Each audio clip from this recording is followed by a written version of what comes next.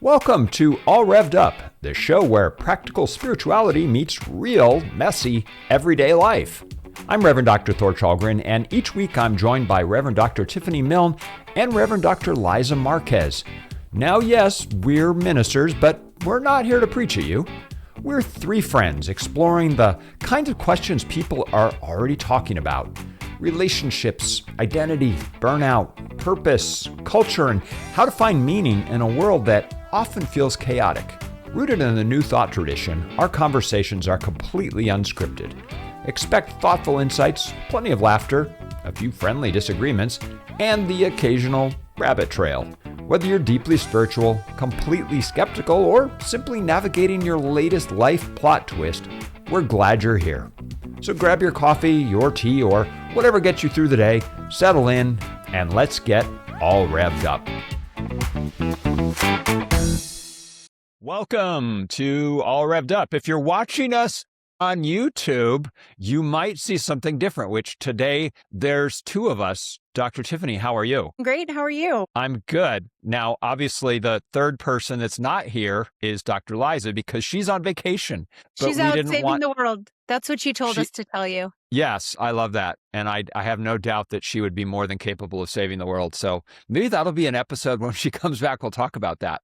But today I want to talk about something, and I'm going to read something to you, okay? This is a philosophy I'm going to read to you, and then tell me if you have an idea what you think this is, because I thought that was interesting when I read this. So this is a philosophy that says we are not trapped by our past, but are free to choose how we respond in the present. Sound familiar? This philosophy argues that much of human suffering comes from seeking approval, comparing ourselves with others, and allowing relationships to define our worth. It invites people to consider that they could live by accepting responsibility for their choices and contributing to the well-being of others. Now, I know you know what we're talking about, but doesn't that sound like science of mind? I was going to say it sounds like science of mind, but since I've read where I know it comes from, I know that it's not. But yeah, I mean, yes, you and I have always probably say, for those that are listening, he's holding up the book, The Courage to be Disliked. Who's it by? I don't even remember who the author is. It's by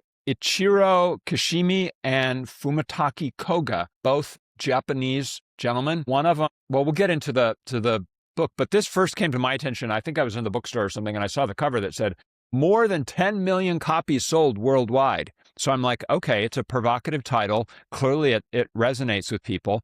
I started reading it, and I think I was maybe a short way into it. And then I called you up, and I'm like, you have to read this book.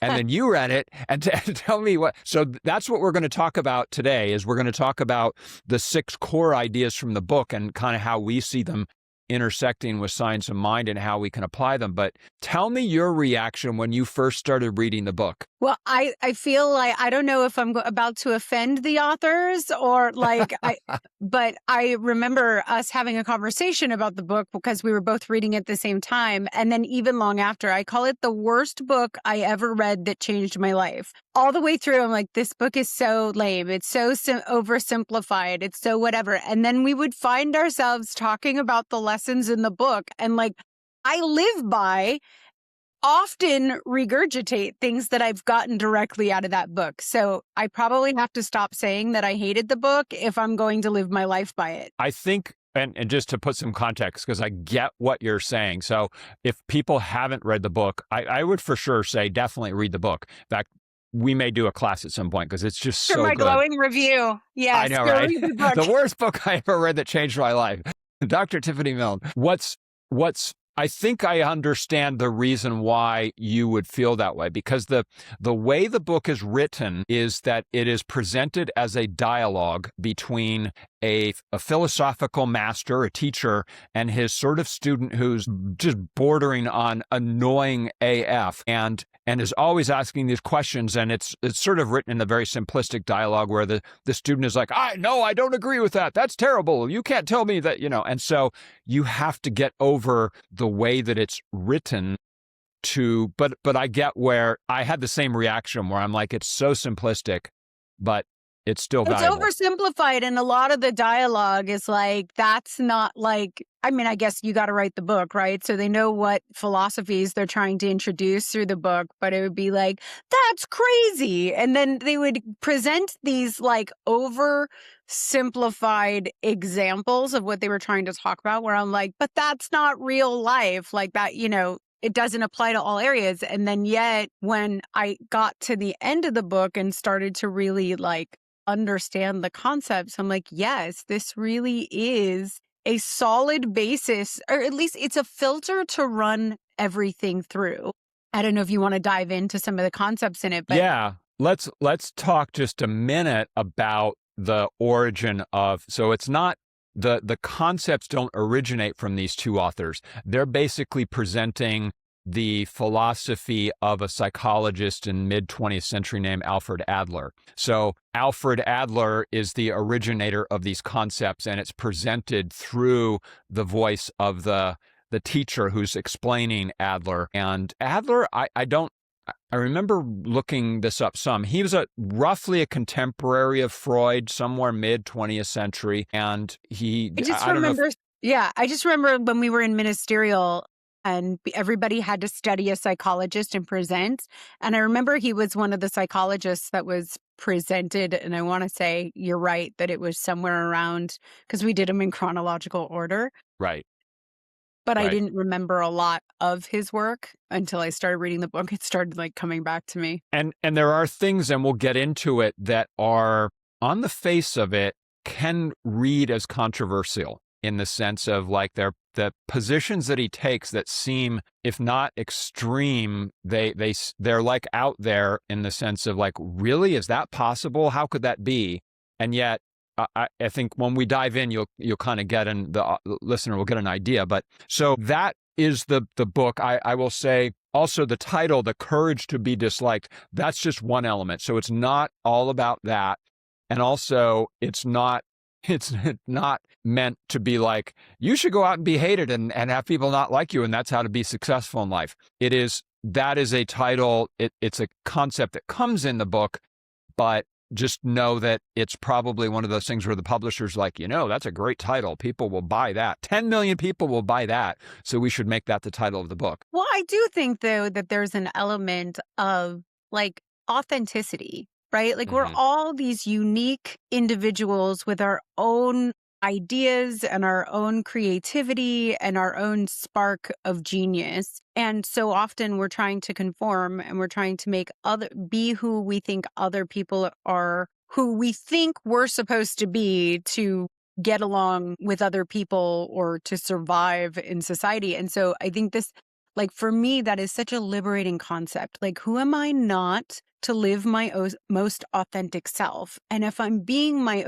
most authentic self, like there's going to be people that aren't going to like me, that aren't going to, and it does take courage to be willing to be unliked for the sake of speaking your own truth, not in a jerk way, but just, I mean, for me, that was a revelation as a minister, the idea that like, I couldn't do it the way anybody else does it. And there were some people that were like, you should be this, or you're not a minister. And I was like, yeah, probably shouldn't tune it into my sermon. Like but I can't not be me. And it took me a long time to get there. I should have just read the book. Yeah, I know. Well, and I think this is the thing. If people read the book, they'll get a sense of it. So what I want to do is just sort of go through and give a top level view, and hopefully like a sales pitch of why you should read the book. Maybe down the road, if we ever do a course, why you should take the class. Yeah. But so the 6 core ideas, and this is the first one that just totally is science of mind, but jump in, which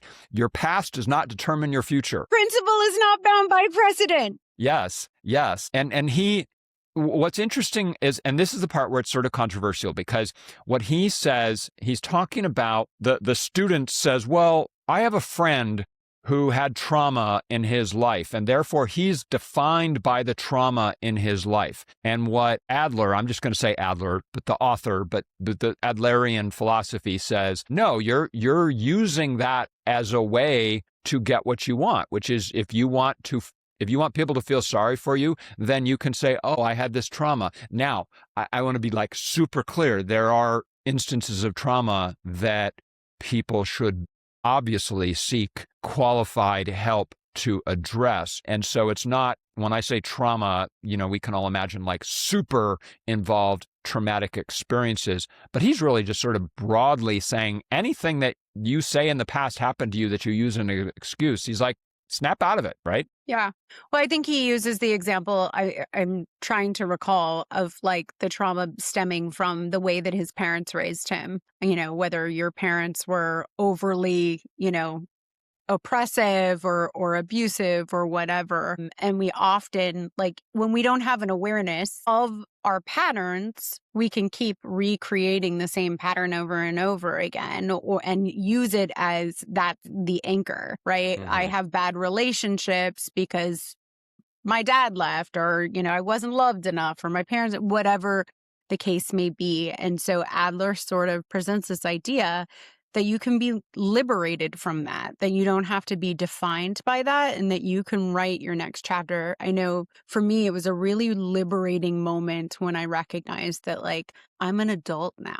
Like, yes, I had trauma in my childhood and I did not have the best upbringing, but I get to decide what book I want to write from this moment forward, and that I didn't have to be defined by it. And it did take some work, every once in a while, something will pop up to this day where I'm still operating from that belief system. But I think when you, like, it's a really liberating moment, not meant to like push stuff aside and be like, just pretend it didn't happen, but to recognize that I am an amalgamation of all of it. And as an adult, I get to decide how, like, my parents are not running the show anymore. So it's my life to live. And I think that's what he's really getting at. It's like, yeah.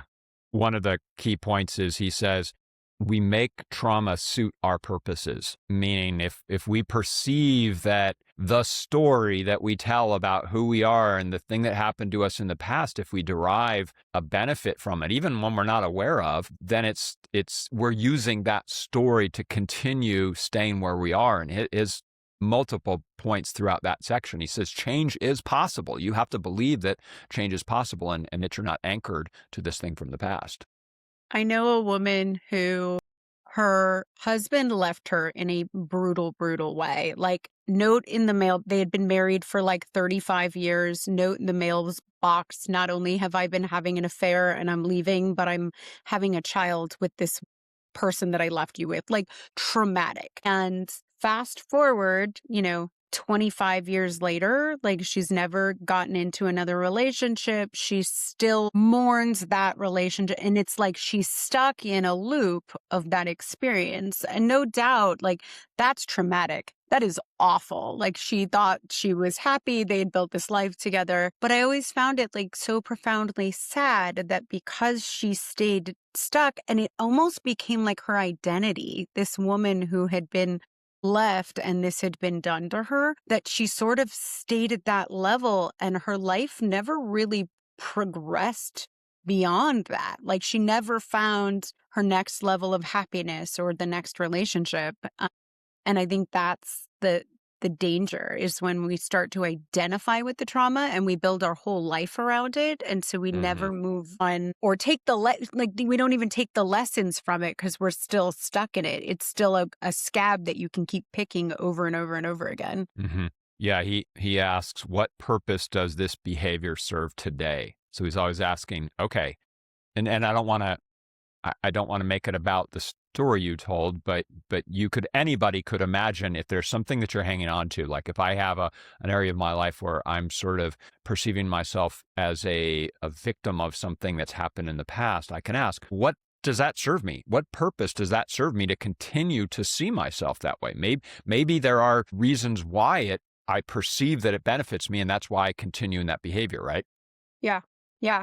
Well, and I think so often we live our lives either repeating the patterns or living in reaction to the patterns until we figure out what's driving the bus and actually heal it. Like, as much, for me, it became like nobody's ever going to keep me down again. Nobody's ever but I was still holding on to whatever trauma was there. It was just, I walked around with FU across my chest because it was like, I'll be damned if I'm ever going to be victimized again, recognizing that I was still being victimized by that, by being stuck in that loop, that the liberation truly happened when it was like, when I could allow vulnerability in and recognize that, like, I keep me safe. Like, Yeah.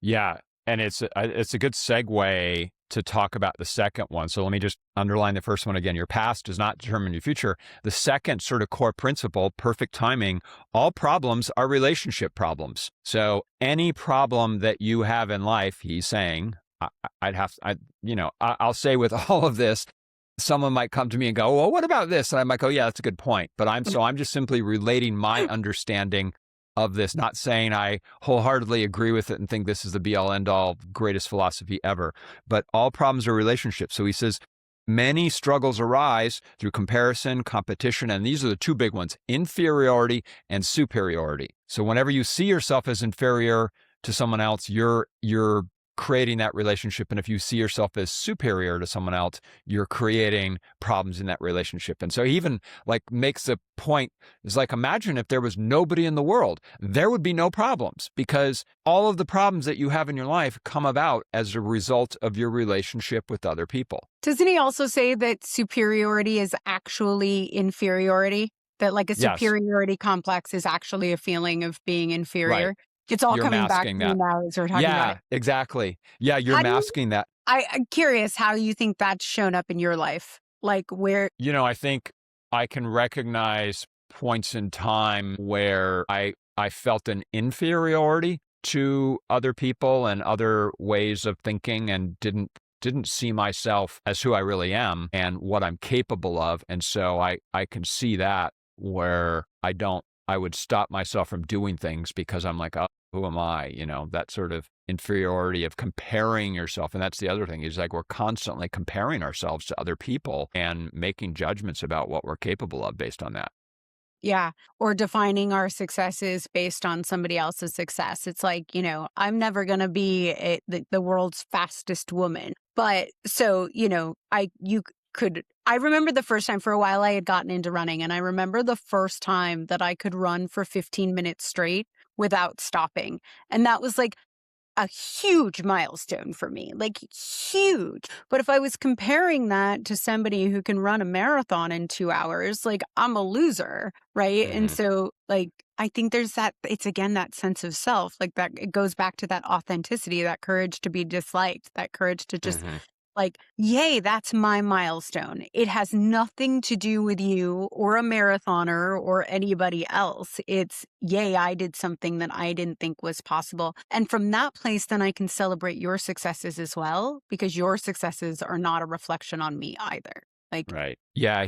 He also talks about the idea, and this is one of the central ideas, is that you need to see everyone as your comrade, not your competition. That, and there's an idea that floats throughout the book, which is this idea of think of your relationships as horizontal. And this is really can be challenging if you're a parent, right? Because we don't naturally think of our relationship like with your son, with your daughter, with my daughter. We don't think of those first as horizontal relationships. We think of them as what he calls vertical relationships, where like, I have the power, I'm superior, I know more than you, I protect you, I pay for like all these ways that we define our relationship to someone else. And that actually is one of the things that comes up in the book a lot. The student is talking about his own relationship with his parents and talks about like doing homework or something. And like, how does the parent get the kid to do homework? Like, and he comes back to, you have to see them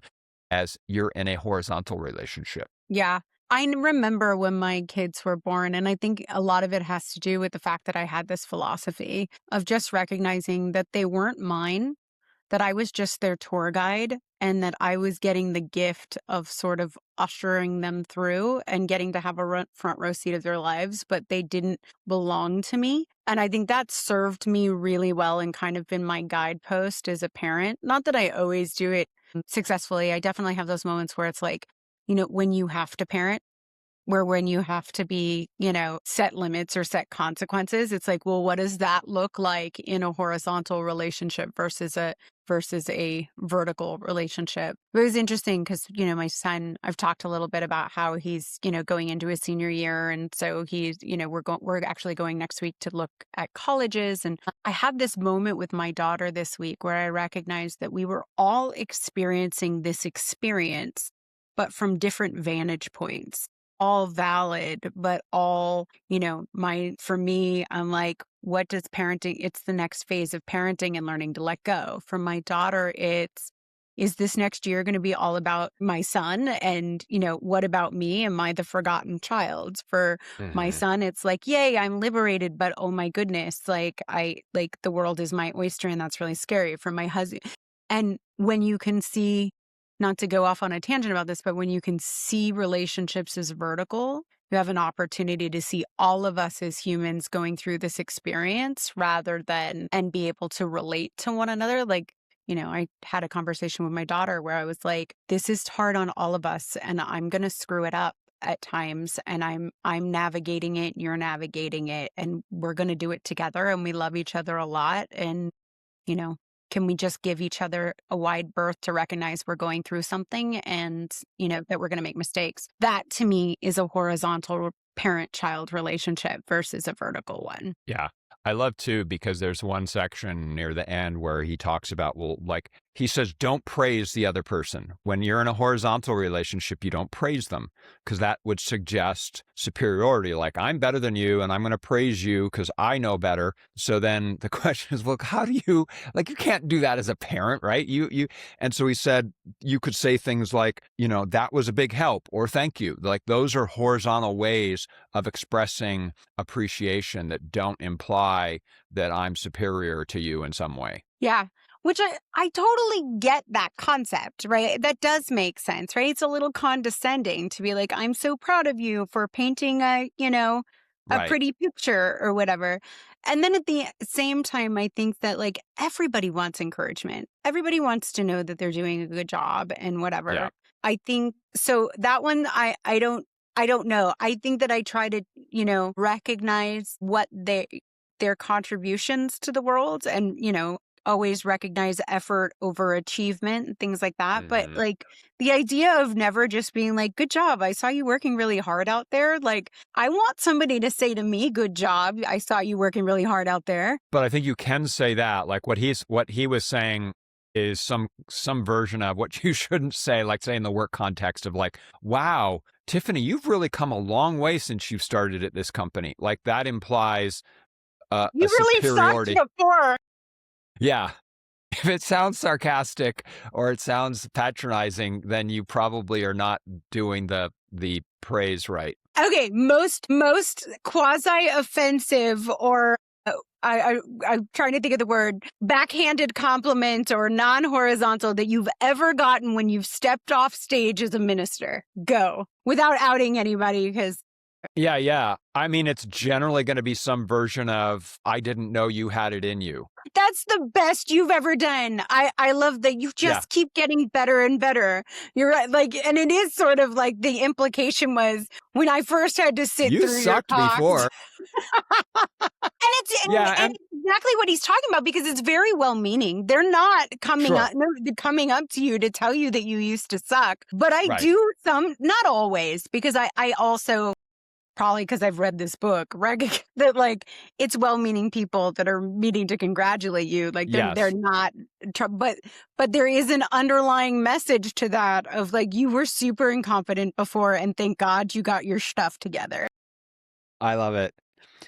All right, well, so that's the all problems are relationship problems. And then the title of the book comes from his third one, which is Have the Courage to Be Disliked. And that just comes from being willing to live, you used this word earlier, authenticity. Live who you are and accept not everyone's going to approve you. Not everyone, when you finish your talk is going to be like, that was life-changing. Wow, that was great. They're going to be like, whatever their reaction is, and that's okay. This is my guidepost. This is really the one that I set out to live my life by. I firmly believe that we are here on this earth for this finite amount of time to experience joy and pain and grief and love and all of the things. And we really only get to truly experience it and have the experience we're supposed to have if we can live from that authenticity. And so I'm starting to recognize more and more that like my journey is my journey. Your journey is your journey. And so I have to live it as authentically as I possibly can in order to make the most. Like, most people think that making the most of life is like, I climbed Mount Kilimanjaro, or I, these daring, brave feats, or I, built a business, or I was a famous superstar. And I'm like, that's not it. That may be somebody's individual journey of what this adventure of life is supposed to look like, but really, like, mine is mine. So, and I'm not for everyone. Can I be okay with the fact that like I will find my tribe, and the people that resonate with me are going to resonate, and they're looking for my authenticity? Like Thor, you and I could not be more different. Like, that's probably a fair statement to say. But because you're authentic, and I know you have my best interest at heart, you're always somebody that I can go to ask and to reveal my authentic side. Like, I use colorful language you may not use, but I never feel like you're judging me for the color with which I might choose to express myself. It wouldn't do any service to the relationship that we have if I decided, I need to clean up my act in order to engage with Thor, because in order for us to be friends, it's conditional on me not using 4-letter words. Mm-hmm. Yeah. You asked about what have you been told, like when you come out and give a talk. I just have to share this. This is one of my all-time favorite sort of praise, but not praise, was the film director Barry Levinson, who directed Diner. And have you seen Diner? I think you would like Diner. Every time you ask me if I've seen a movie, the answer is always no. I have not. Is it before my time? Probably. I think it was in the early 80s. So, but it's a really, really good movie. Okay. Anyway, so Barry Levinson shared this. He said he would have writer, producer, director friends come up to him, like he'd get invited to their screenings, and they'd always be like, "What'd you think, Barry? What'd you think?" Like they wanted to know. He was, Academy Award-winning director. What did he think? And he's like, I can't, in that moment they're on a high, I can't be like, be honest. And maybe you should be, but what he came up with, which I love, is he said this. He'd say to them, "You have no idea what you have here," which is true both ways. It's a mess. You don't know what you have. Right. And some people can hear it. The people who want to hear it as a compliment will be like, "Oh my God, Barry Levinson told me I'm a genius." So I love that. I love it. It's like when you go see somebody's ugly baby and you're like, it's a baby. Right. All right. Number 4. And I think this is one that you and I have talked a lot about. So once you have the courage to be disliked, you're leading from authenticity, who you are. Then what comes next is separation of tasks, meaning what is mine to do and what is yours to do. So tell me how you see that and how you've applied it. Well, you and I use this and throw this at each other constantly, because part infused in this is everybody's capable, right? So we're back to the inferiority, superiority, like everybody's capable. And when you view everybody as capable, it's like, what is mine to do and what's yours to do? Because often, it's easy to get like in a work situation or things like that to think that people aren't capable of doing something. So I need to swoop in and get it done, which creates a relationship problem, because it's like, you become the martyr and whatever. But when I view you as capable and that's your task and this is my task, it really creates a separation where I get to see you as an adult and me as an adult, that I get to make the choices that are right for me. You get to make the choices that are right for you. And I don't have to get into any martyry type situations where it's my job to save the day or bail you out or fix anything. Mm-hmm. And it really is life-changing to see it that way. Yeah. And I just want to say, I think for me, this is one of those ones that's the hardest for this reason. Because, I know we go back to your past does not determine your future, but if you have a relationship with someone and their past history says that this is how they are going to behave, it's so easy in the moment to just go, you know what, I know how they're going to do it. I know what they're going to do. I know what they're going to say. Let me just do it.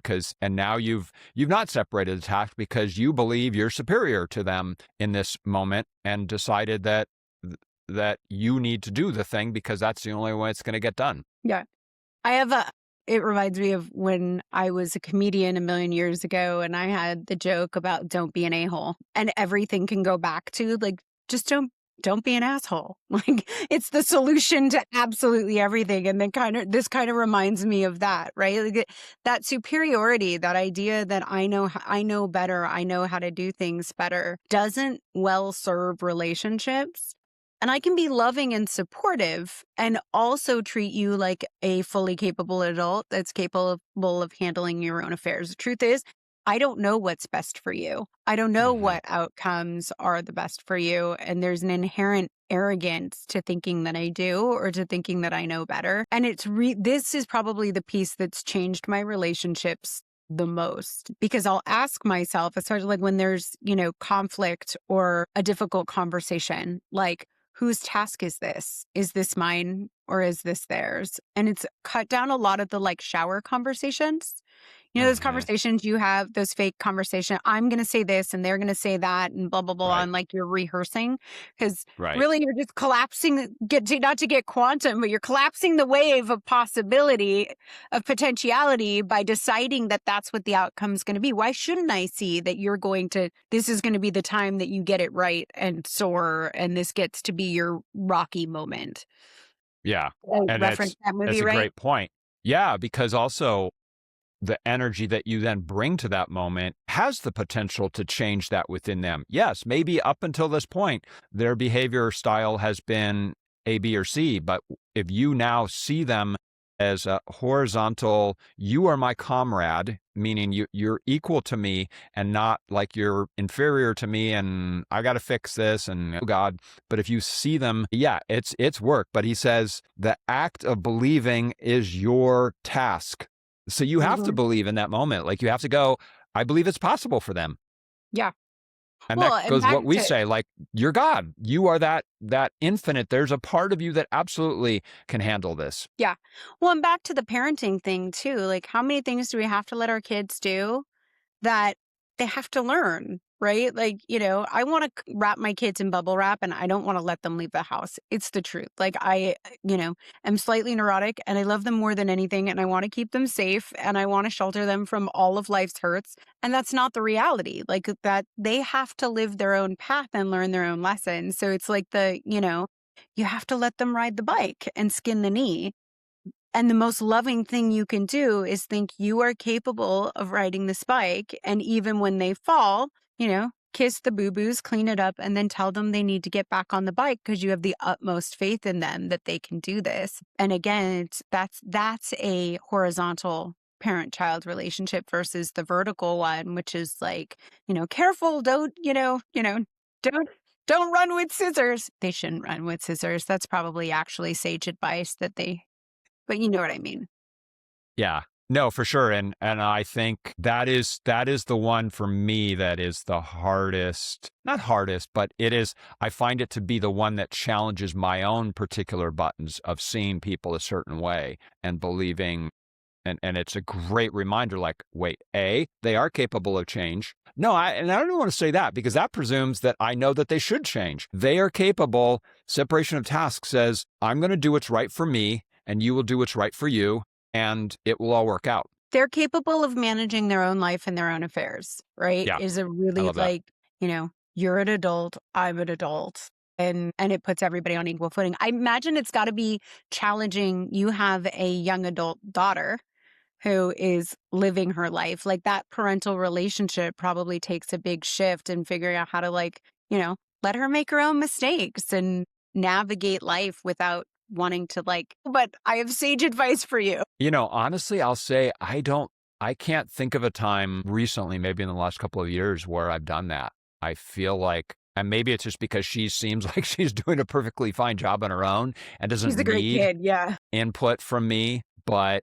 and I think it's also, maybe you'll get to this point at a certain point where kids that have grown up in this teaching, they know it, they've heard it. So you just need to let them find their own path. Like, we're having a conversation here about stuff at our very adult age about how some of these things are like, oh, I never thought of it that way. Oh, that's a great concept. Like, they're like in their teens or 20s. Like, let them have their own space.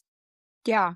No, it's true. It's definitely, and I feel like I'm getting emotionally more and more. My son went off to Europe for 2 weeks, and I felt grief when I took him to the airport. Like, it was very heavy, and I like, that kind of like sadness where like you don't want anybody to talk to you, don't touch me, like I don't want to eat. I'm just like I needed to cocoon, and then he got to the layover in the airport, and he texted me and he said, landed in North Carolina, like whatever. And I was like, okay.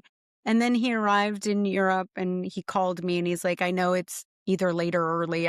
But I wanted you to know I landed safely. And I was like, okay. And then the next day he called in the evening to tell me about his day. And I was like, I think I realized felt like I thought I was being left behind in some way. Like my job was done and now he was going to fly and the world is his oyster, and that I was somehow being left behind. But when he called me every day to tell me about his day, whatever, I was like, no, like I'm still important. He's still, letting me know that he's okay and checking in. It's a transformation of relationship. It's not an ending of it. And now my job is be a cheerleader and know that he's a capable adult. He navigated Europe just fine without me reminding him. I had to do you have your money belt? Because, there's pickpockets like happening in my head. And I was like, he knows. We sent him with a money belt. He's okay. He's okay. Yeah. Well, the last two are actually similar, and I'm going to share those in a sec, but I'm going to do a little pitch. So 2 days after this comes out, I'm speaking at New Thought Now, and I know the title of my talk. Ooh, what is it? It's called The Problem with Grand Adventure Thinking, because our theme for the month is adventure. And I like, how do you come up with? So I'm very excited about that. So I'm going to talk about the problem and I'm going to give the solution. So I'm excited about that. Here's the difference between you and I, Thor. I believe I'm speaking the week after you are. And the grand adventure is, I have no idea what I'm going to be talking about. I have no title, and everybody's just going to have to show up and find out what it is. And which is, everybody is exactly the way they're meant to be. Like, you are your authentic version of you. But yes. Well, the last two ones are kind of, I think they're similar, which is, he says, replace comparison, meaning I'm comparing, myself to other people in the world.